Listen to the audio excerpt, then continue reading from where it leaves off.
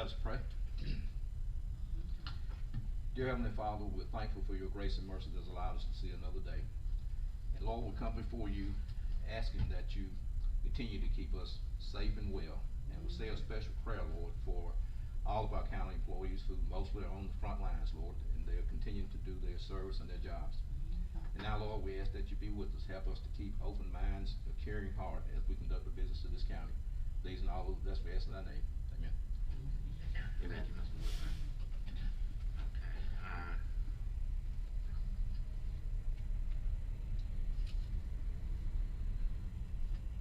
Okay, do we have to approve this agenda? We don't, okay. Okay, at this time we'll move right along to item number 1, LGC resolution. Mr. County Manager. I'll have also the finance officer speak on behalf of some things that I may miss. But in general, the LGC resolution is in regards to the DSS building to enter to a lease that's over 5 years or over $500,000 in value. We have to go to the LGC for approval. And part of that approval process is an application which finance has just submitted to them, as well as a resolution and an opinion from our attorney. All that will be done by the end of the day. This piece right here, the resolution you have in your hands, it references General Statute 153A 165, which is basically saying that the county has the authority to enter into a lease as a way of procuring property or using property for public purposes. It's boilerplate language for the most part. We tailored it to meet Anson County standards and what Anson County plans to do with it, but that's what you have in your hands. And it was given to you on the 11th, but for more details, Carrie will speak to that. Two things to note. The original resolution that you got referenced the incorrect general statute in the top. So you have that, and you also have the corrected version. And the one that we're looking at is 153A-165 is in that first paragraph. The last couple of characters there. That's the version we're looking at. Aside from that, and a grammatical change in section 3, where it said 2 firms we close instead of 2 firms were closed. You'll have that's corrected in the version that's at your desk as well. Outside of that, it is the same version that you received on the 11th.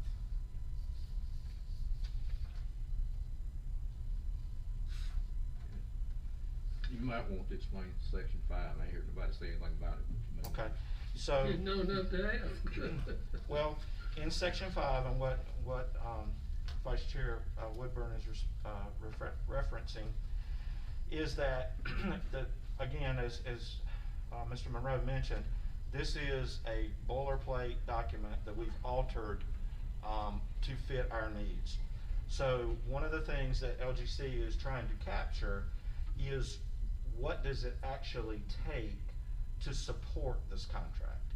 That does not mean that we will increase taxes to support it, but in the application as well as this resolution, what we are doing is saying this is what it means on the collected tax rate of 1.7 cents. We, Mr. Monroe and I have discussed internally a couple of, or a debt service option or debt service issue that will be paid in full in this year in 21, as well as other monies that were allocated for DSS for furniture in this year in 21 as well. Those two in and of themselves would be more than enough to satisfy our portion of this. But again, when we make application, we have to give like a 3-year forward window, and after reimbursement, that's what we're looking at. So, Mr. Garner, you're saying there will not be a property tax increase as a result of the DSS lease? That is correct. Yeah, let's clarify that. Yeah. That's why I brought it up. But right now, there's enough in the 77.7 tax rate. That's enough money right now to cover it, right? Not this year, but next year because of things that are falling off in 21. We won't occupy the building until this is completed, which won't be completed until 2021. At that point, we will have an extra $176,000 from a debt service project coming off, plus the money we've already embedded to DSS. Those two things, the purchase of the furniture and that debt service coming off, will give us more than enough money next year for the first year's payment, and that will stay in the budget in perpetuity. So we won't have to do anything to increase our tax rate in regards to this lease. Now, what debt service is coming off? That's gonna be in regards to an ambulance purchase, Okay. It's actually two ambulance It's purchases. a one payment, two ambulance. When we first got back into the capital outlay, of getting the ambulances up to par, if you will. So in the first year, we ended up buying two, and then the next 2 years, we bought one and one. We have that 2-year payment. This year, fiscal year ended June 21 rather, will be the last payment that 2 ambulance payment will be on our books. Mr. Garner, Yes, sir. I understand no tax increase, no property tax increase to support the DSS lease. Now, let's consider worst case scenario. What is the Department of Health and Human Services contribution toward this lease? What percent? It is calculated on 55% reimbursement. All right, now what if that 55% reimbursement is eliminated? It would be the same consequence if we build a building. It would be eliminated. Is that possible, Mr. Gately? No. Last year this time we were not wearing masks, and none of us had any idea that it was possible, or even realistic that we'd be in this situation. Now, I think that's, well, I agree, that's speculation. However, most recently, as of December 31st, 2019, last year, the DHHS redid their handbook, in which what we're going off of is based off the most recent updated guidance as of December 2019. We can't help but go with the most recent data that we have. They can change tomorrow and we wouldn't know it, but we gotta keep moving forward. I don't think we should handcuff ourselves because of unknown things in the future. My only point is, worst case scenario, that 55% reimbursement rate is eliminated. Can we still fund this building without a property tax increase? No, we cannot. one point of note of what Mr. Monroe mentioned about the 2019 update is that we were going on guidance on 2008. And again, we've tried to be very upfront about this is dated information. However, it's the most accurate and most up-to-date that we have. It just so happens that it got updated in December of 19. And again, if we were to lose the reimbursement, this whole process was built off maximizing state and federal dollars so that we can do what we need to do in cash flow issues, not going out to debt. If they were to remove that, then yes, it would be a difficult situation for us. We will have to raise taxes or not go with the project as currently designed. If it gets to the point to where they remove that, there will be a lot of things removed, and you're looking at a total different scenario across the whole spectrum, Across the entire state. right? This wouldn't be something that would impact us. There are other counties that use this reimbursement mechanism for other things as well, not just for rent of buildings, but this is for programmatic things, if I'm correct as well. That's right. So if they were to change this, it fundamentally changes everything in regards to DHHS and how we work with them. But the Department of Health and Human Services could carve out real estate transactions, leave all the other reimbursements in place. And that's been talked about over the years. Nothing has happened yet, but we're in a new economy right now. So, Mr. Gatewood, I hear what you're saying, but don't you think we're gonna have to take the chance and move forward because we need something? We need to take the chance and move forward, but we need to do it in the spirit of full disclosure. Can you be a little bit more clear about full disclosure? Meaning, 1, no increase in property tax rates so long as the 55% reimbursement is intact. However, if that reimbursement is changed, then all bets are off. We'll have to increase taxes, property taxes, in order to support this project. That's the spirit of full disclosure. No, Well, that's in also. Full disclosure also, there's no, ideas out there and no, predictions of decreasing rather. Well, I'm losing you. There's no rumors or anything about the fact that, the money will be decreased. So, we can, is that correct, Mr. Monroe? You're correct, Commissioner Sims. So, we can think about it, but let's not scare the public because there's no discussion of it. And I think also it's a mischaracterization to assume that only a tax rate increase could provide what needs to be provided in regards to paying for this off. If there were to be a situation, this sounds tough, but we can make cuts within our own organization to make it work. There are things that can happen within budgetary processes that allow without having to be a tax rate increase. We can keep the same thing, but also reduce service. If that's a decision made by the board, it's a recommendation I can make to the board to move forward. But there are more ways than just raising taxes to fill a budget deficit.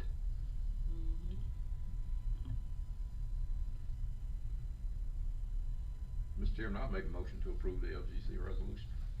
I second it. Question. I do have some questions. Right ahead, right ahead. That's appropriate. If that's appropriate, okay? Well, I tell you what, one thing that this virus has done is given me personally a lot of research time. On the computer, on the phone, and I've had a chance to go back in history and looked at the local government commission agendas and the various resolutions and projects. Okay, it's interesting. As I compare some common threads in most of the resolutions I've reviewed and our resolution, I think there's some things we need to consider adding. Number one, in the spirit of full disclosure, I think we need to identify C.F. Smith Property Group, Rockingham and Pinehurst, as proposed leaseholder.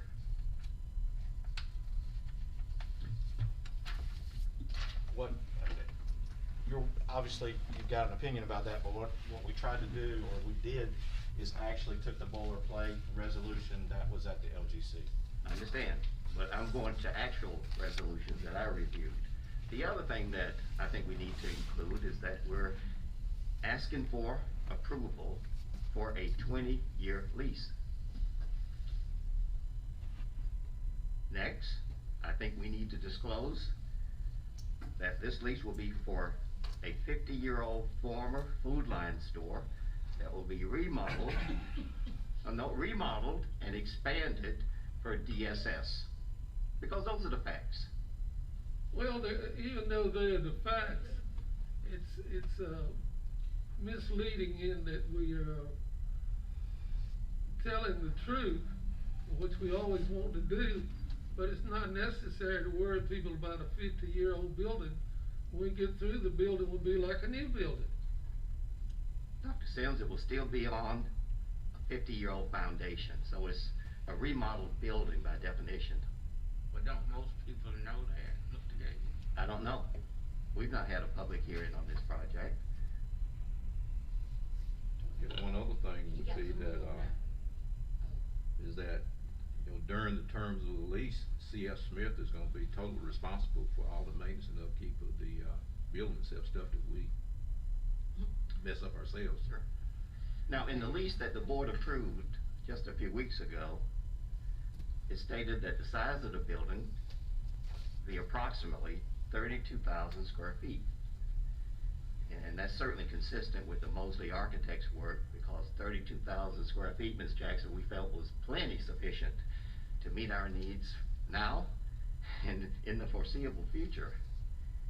Now, I just received a copy of a new floor plan from C.F. Smith, or their architects, and they're suggesting 34,300 square feet. Now, that's more than rounding. That's about a 7.5% difference. So I'd like to know, are we planning for at least on a 32,000 square foot facility, or one that's 34,300? 32. I'm just one person. What C.F. Smith provided was an adaptation that can be scaled down. It doesn't have to be that size. We can continue to have discussions with them. The intent was that they would as fairly and as accurately represent the Mosley architecture as best you wanted. And that's what they're trying to do. If that's gonna be a point of contention, we can always sit back with C.F. Smith and ask that they downsize it to exactly the 32,000 square feet. If you're more worried about how much it costs per square foot, then that also could be a discussion. But provided that the same amount for 32,000 would be for 34,000, I don't see why No, I agree. the issue at all. I agree. Let's go on. Well, let's confirm that, okay, because I'm Of course. paying for 34,300 if all we really need is 32,000. Okay. The other item, I think we need to mention that the building meets all of the needs of DSS that we foresee, with the exception of one. There was a high requirement for dedicated employee parking in the back of the building to separate staff from clients. In the updated draft that you were referencing that required 34,000 square feet, to the left-hand side of the building, there's secure parking. It's not behind the building because of lack of space behind the building, but there is secure parking that can be gated, and that allows safety for our employees to go in and out of the building. I think we need to disclose a monthly lease payment not to exceed X amount. I think that needs to be in the resolution. And I think we need to identify the total cost to Anson County over the full 20-year lease. I don't disagree with having a general idea of what it will cost for the life of the lease. However, doing it per month is going to change because there's an escalator within that lease for every 5 years that they'll go up by 1%. So in regards to having a resolution that assigns it for today, that will mean that in 5 years it will be invalid because we would change it every 5 years. And I don't think that's the intent of what you want to seek out, but I could be wrong. But the life of the lease, total estimated cost to Anson County property taxpayers needs to be disclosed, in my opinion. I don't disagree that a round estimate of that could be provided. Okay, I think we need to move on. I have one other point, please, before we move on. And that is, what is the county's plan to house DSS at the end of the 20-year lease?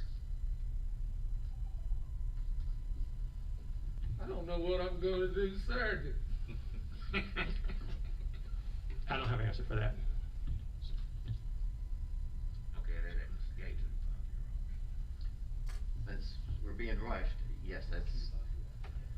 The other thing that I think we need to disclose as a part of the resolution is, what would be the cost if we were to build new, with a new foundation, per the plans that this board approved some months ago? Do we not have a- We've provided that information. But can we provide that to the LGC so that they know that we've studied this and we have a good plan in place? Gary will speak to have that. it. They have it. We've met telephonically with a couple of members of the LGC for the last several weeks. They have our analysis. They actually commended us on that, but they know what the difference is. They know what the difference is without reimbursement and with reimbursement. Thank you, Mr. Martin. In fact, the LGC mentioned that this lease makes no sense for any of us to go into, and they guarded against us going into it unless there was significant amount of funding coming from someplace else. And we said, That they there were is. unaware of, right. The DHHS, there is a significant funding reimbursement that comes along with this, and at that point the LGC said, now we're talking. This is an above board procedure that, again, is not lack of disclosure in any way whatsoever that's maybe being insinuated at any given point during this conversation. We are being as transparent as possible. The public hearing that has been referenced on more than one occasion has not been had since I've been here, but my assumption was that there was one that took place prior to.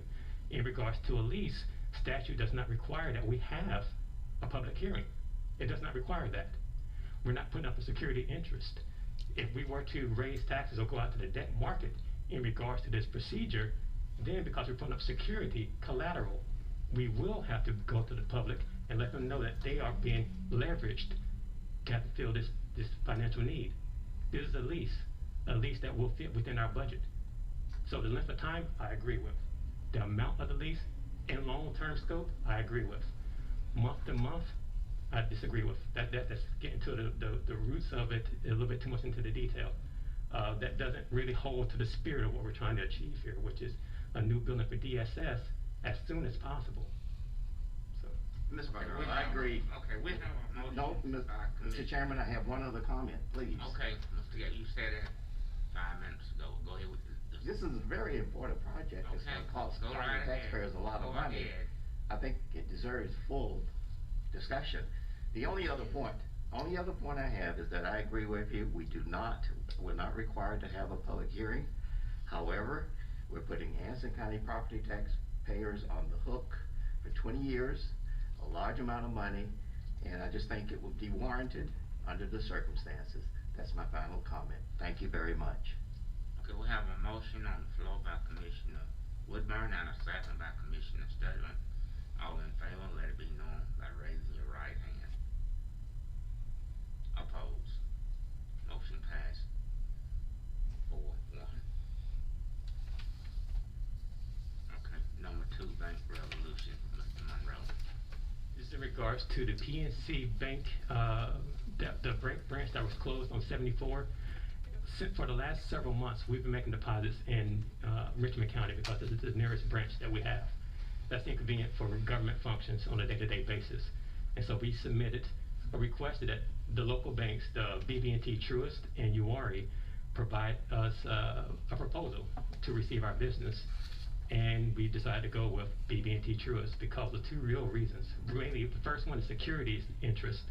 Cybersecurity was an utmost priority for them, and I think that's where we need to be regarding this turbulent cyber world that we live in. Second, return on interest. This is going to be day-to-day function dollars, but they can still generate interest. BB&T provided a more consistent long-term interest increase rate, versus the UARI. Nothing wrong with the UARI proposal. BB&T was just a stronger bid. So, anything else? The cybersecurity concern that Mr. Monroe mentioned is going to be more and more relevant to us, because when we move forward with doing electronic payments and things of that nature, when we're getting away our accounts payable function and getting more into direct payments or ACH payments, that will become more and more important to us. It's not as big of a deal right now because we don't do much electronic banking other than, looking at what our activity's been, but that will be a big part of us with our new financial software going forward. That's why it's relevant. That's why we thought it was more relevant. So in order to move our accounts from PNC to BB&T, it requires a resolution from the board. On that resolution, you'll see that there are some members of the administration, I guess the best way to put it, that can open up accounts, and that's really what it's all. It's basically boilerplate and gives us authority to open up accounts at BB&T, basically transferring our money from PNC to BB&T or Truist. Mr. Chairman, I'll make a motion to approve the resolution. I second it. Okay, we have a motion by Commissioner Gable and a second by Commissioner Stedman to approve the resolution. All in favor, let it be known by aye. Aye. Opposed? Unanimous. Thank you. May I add one more thing, board? Just so that you know, we still have a significant local investment at UARI. This does not change that at all. This is just operating money. So we're still banking with them. We still will seek out loan proposals from them. And it's just on our operating information or operating details that we're at PNC. Mr. Garner, I made this suggestion at one of our recent meetings, and that is to look at our outstanding loans to see if any of them can be refinanced, and if there would be a significant savings to the county by doing so. We look at that as well. The only one that we have that we could save any amount of money on to speak of in terms of an interest rate would be this building. But this building, we only have 3 more payments on it. But that's the only one. This building is at 3.83, but all of our other issues are probably in line with what we could get. The next longest real is at the ES Center at 237. We have that paying off in 27-28, so we'd have to get significantly below 2 to justify the reissuance cost. And again, that would require going to LGC as well. But we looked at that as well. the good news is, folks, that, some of our payments, now this is not debt, cause it's, just for instance, if you bought a car for 60 payments of $500 of $30,000 total, and you paid it off the next month, it wouldn't be $30,000, it'd be something less than that. So the sum of our payments is $4.648 million right now outstanding. However, if we were to satisfy that today, it would be much less than that. We do have a couple of water projects that are at 0% that are calculated into that. So, obviously we're using somebody else's money for that. But that's only about $1 million of the 4.6. We're gonna pay off about 1.1 this year, 1.098. So we're very aggressive in that. But we've looked at that as well. So that's not a point that we didn't try to. All right, thank you very much. Okay. It's time we have a closed session personnel. I need a motion to go in closed session under general statute. Make a motion, we'll go into closed session for personnel. So, Before you go into closed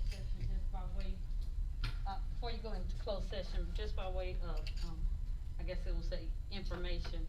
First and foremost, on behalf of Department of Social Services, the DSS Board, we are truly thankful for Mr. Gatewood's commitment to this DSS building project, because of his insight and wisdom and research. We continue to move forward, and we are truly grateful for that. But I want to inform the Board of Commissioners that on tomorrow at our DSS board meeting at 4 p.m. in the DSS conference room, that C.F. Smith and Oakley Construction and Architects will be there to present a plan for the DSS building. And it is a public meeting. You are welcome to attend to hear the conversation in reference to the DSS building. They will be going over the floor plan that Mr. Gatewood has mentioned, and there will be an opportunity for discussion. I'm sure that they will do a presentation to the Board of Commissioners as well. It would be good to change the location in the event that you all wanted to come, but this is short notice, so we have to have it where it is, at the DSS boardroom at 4 p.m. So if anyone is interested, you're welcome to attend. Do expect to see our. Can we maintain social distancing in your conference room? We will open up the doors to the conference room and be available to the lobby, if need be. Sure, could we do it in the lobby, Ms. Jackson? If need be. How many people will be in there with us? I know that there will probably be 3 from, the construction company. I know Mr. Neil Robinette will be there, so that's 4 already. Why you can't move it? I mean, can you open up there and Public move some of notice. the place?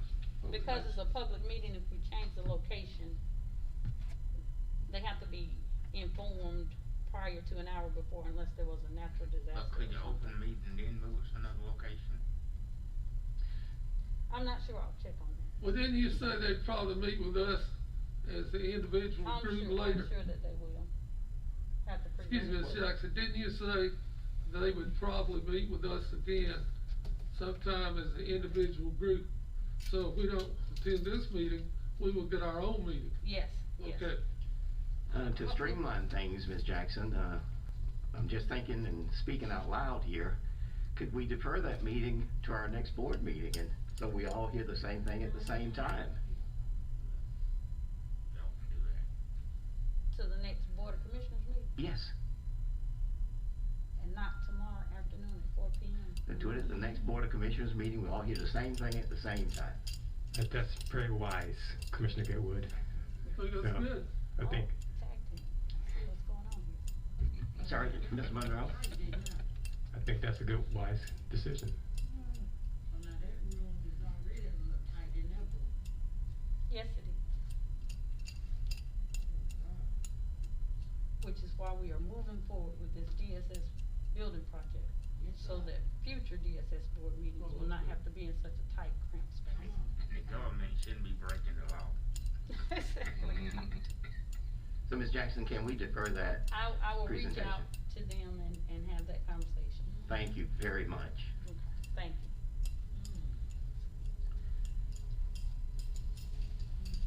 you. And Ms. Jackson, thank you very much for your 30-plus years of service dedicated service. I have a chance to speak to a lot of the county officials from across the state, and we're very, very fortunate to have someone of Ms. Jackson's experience and caliber heading up our Department of Social Services. Thank you, Ms. Jackson.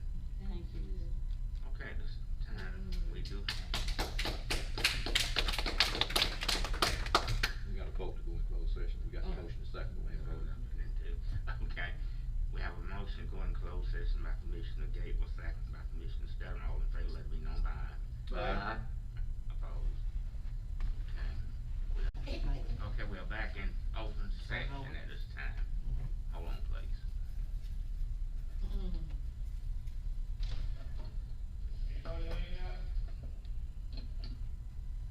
No one's there. Okay, do I have a motion to adjourn? Motion to adjourn. Second.